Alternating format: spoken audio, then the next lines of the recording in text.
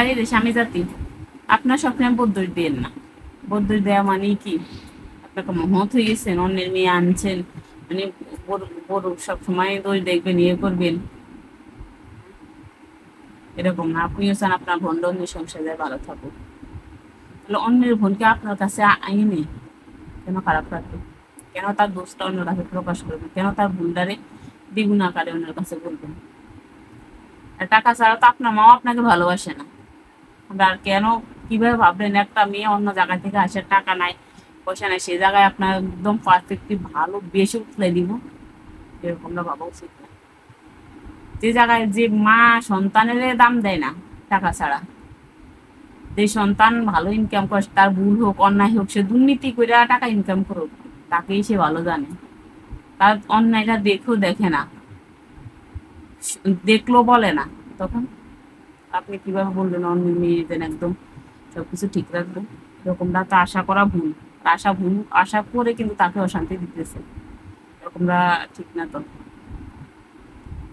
শাশুড়ি যেমন চাইতেছেন যে আপনার মেয়েটা অন্যের সংসারে এত ভালো থাকুক, স্বামীর সাথে অ্যাডজাস্ট করে থাকুক, স্বামী তার কথা শুনুক, তাকে নিয়ে ঘুরতে যাক, তাকে ভালো ভালো গিফট দেব, মানে তার অসুখ হইলে পাগল হয়ে যাক। মেয়ের অসুখ হয়েছে ঠিক আছে, কিন্তু স্বামী পাগল হয়ে যাক, এরকমটা যখন চান না, তাহলে বোর কাছে ওই রকম চাই। যেন একটা বউ এনে আমার ছেলে যাতে ওইভাবেই করে, তাহলে দেখবেন আপনি শাশুড়ি শুধু শাশুড়ি না, আপনি শাশুড়ি মাও না, শুধু মাই হইবে। শাশুড়ি কথাটা বাদ, শুধু মা হইবে।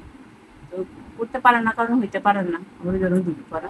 আপনি চিন্তা করে দেখেন, আপনি নিজের মেয়ের জন্য কি ভাবেন, কিভাবে চিন্তা করেন, অন্যের মেয়েটার কিভাবে দেখেন, ও আর মেয়েরও যে কতটুকু তফাৎ করে দেখেন, সেটা আপনি নিজেই বলতে পারবেন। সেটা হয় না কারণ আপনি আছেন শাশুড়ি। কিন্তু বউদের দোষ, বউদের দোষ। আপনার মেয়ে তো অন্য সংসারে আছে, অন্য সংসার আপনার মেয়ে কখনো অন্যায় করে নাই, করছে তো, সেটা যদি জামাইরে বুঝাইতে পারেন যে মেনে নেও, মানিয়ে নেও, ছোট মেয়ে, বুদ্ধি হয় নাই, যাক ভুল করছে, এটা তোমারও ভুল আছে, তাহলে ছেলের বেলা ওইটা ভাবতে পারেন না? হ্যাঁ?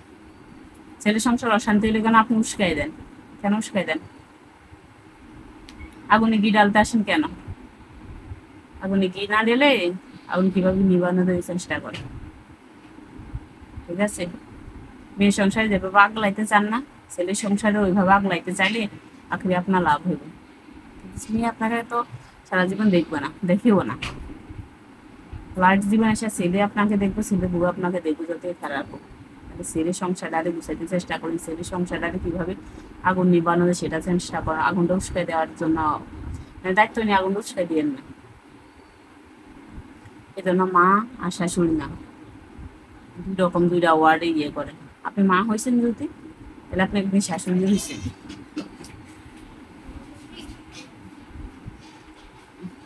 যে মা হচ্ছে সে তো একদিন শাশুড়ি হইব। তাহলে মা যেভাবে হয়েছে, মার মর্যাদা যেভাবে করছেন না, শাশুড়ির মর্যাদা ঠিক ওইভাবে ওই জায়গা থেকেই করেন, তাহলে ওনার কাছে আপনি শুধু শাশুড়ি হইবেন না, মা হইবেন। তাহলে আপনি দুই দিকের মা হইবেন। ছেলের সংসারে আগুনটারে উস্কাইয়েন না, ছেলের সংসারে আগুন উস্কাইতে মানে বললেন না। এই আর কি। টাকা ছাড়া যেন আপনি আপনার সন্তানকে ভালোবাসেন না, সেটাও কত প্রমাণিত। টাকা ছাড়া কেউই কেউ ভালোবাসে না দুনিয়া। অন্য মেয়ের কাছে যেরকম আশাটা করেন, অন্য কিন্তু আপনার মেয়ের কাছে সেরকম আশা করছে। আপনি কিন্তু এই সংসার একদিন বউ হয়ে আসছেন। আপনি যখন বউ ছিলেন, তখন আপনার কাছেও কিন্তু এই সংসারের লোকগুলা ঠিক এইরকম আশাই করছে। আপনি বউ জীবনে চিন্তা করেন না, আপনি কোনো ভুল করেন নাই। ভুল করে করে আইসা হতো টিকা থাকে, আজকে এই সংসারটা এই জায়গায় আসছে। আসছে সন্তান হয়েছে, আবার আপনি শাশুড়ি হয়েছে।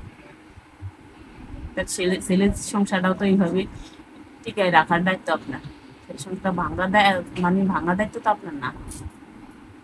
আপনি চলে বলে কৌশলে হোক, যেভাবে হোক সংসারের থেকে আমি যত রকম চেষ্টা আছে ততটুকু করে, ততটুকু না করে যদি এটা ভাঙ্গার জন্য চলে বলে কৌশল এটার ভাঙ্গার জন্য চেষ্টা করেন, সিরিয়ালে শাশুড়ির মতো হয়ে যান, তখন তো খারাপ। তখন ওই সংসারগুলো ভাঙবে। আর ছেলেরও মা বাপ তো থাকেন, সেটা ভালো, মাকে শ্রদ্ধা করেন সেটাও ভালো, কিন্তু ওইরকম অন্ধ ভক্ত হওয়া ভালো না, যেটাতে আপনার সংসার নষ্ট হয়। এক সময় মানে জীবনে শেষে দেয়া মা কিন্তু থাকে না, বউকে নিয়ে সংসার করতে হয়, স্ত্রীকে নিয়ে সংসার করতে হয়। সংসার অশান্তি হলে কি হয়?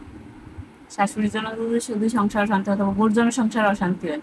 যদি ভিন্ন হইতো, কাকে নিয়ে ভিন্ন হইতো? বউকে নিয়ে ভিন্ন হইতো। মাকে নিয়ে কিন্তু আলাদা ভিন্ন হওয়া যায় না, এটা কিন্তু হয় না।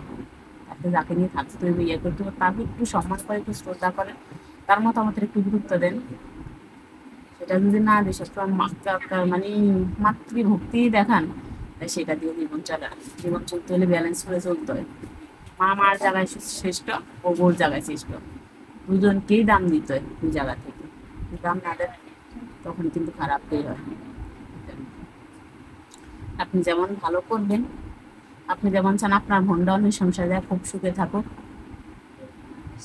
আর তখন ইয়ে করবেন যে আপনিও যাকে আনছেন অন্য সংসার থেকে, যখন একটা বোন আনছেন, তাকে আমি একটু ভালো রাখি। আর এক সময় বাবা হইলে আপনিও চাইবেন যে আপনার মেয়েটাও ভালো থাকে। তাহলে সবকিছু এই রকম একটা জটিলতা সংসারে থাকবে, ঘুরে ফিরে একটা চেইনের মতো জীবন, যে আজকে বাবা, মার সন্তান, তারপর কারো স্বামী, কারো ভাই, আবার কারো বাবা। তো সবগুলা রুল তো আপনার জীবনে হয়। তাহলে প্রতিটা রুলের, প্রতিটা অবস্থানের একটা দাম আছে। একটা অবস্থান ঠিক না রাখে অন্য অবস্থানের সেলুট করবেন, সেটা তো হয় না। আপনি স্বামী হিসেবে এক জায়গায় ভালো না, কিন্তু আপনি ভাই হিসাবে চান আপনার বোনটা একদম সুখে থাকুন, সেটা তো ঠিক না। তাই কি ঠিক? তাহলে ওই রকম যাওয়া উচিত। ব্যালেন্স রাখেন, শাশুড়ির জায়গায় শাশুড়ি শ্রেষ্ঠ, বোর জায়গায় বউ শ্রেষ্ঠ, বোনের জায়গায় বোনে ভালো। সবকিছু ব্যালেন্স করে যদি চলা যায়, তাহলে কিন্তু সংসারে ঠিক থাকে। একতরফা, এক মুখ, এক কথা, একজনের সাপোর্ট করা, এগুলো কিন্তু কখনো ভালো না। আর সবচেয়ে বড় কথা, স্বামীদের পরিচয় হয়েছে ইনকামে। ইনকাম ঠিক রাখেন, সৎ পথে ইনকাম করেন, আপনাকে আপনার বাবা মা এবং আপনার আপনার সবাই, বা শ্বশুরের দিকে সবাই আপনাকে ভালোবাসতে বাধ্য। এটা হচ্ছে ছেলেদের একমাত্র এবং অদ্বিতীয় সাকসেসের জায়গা।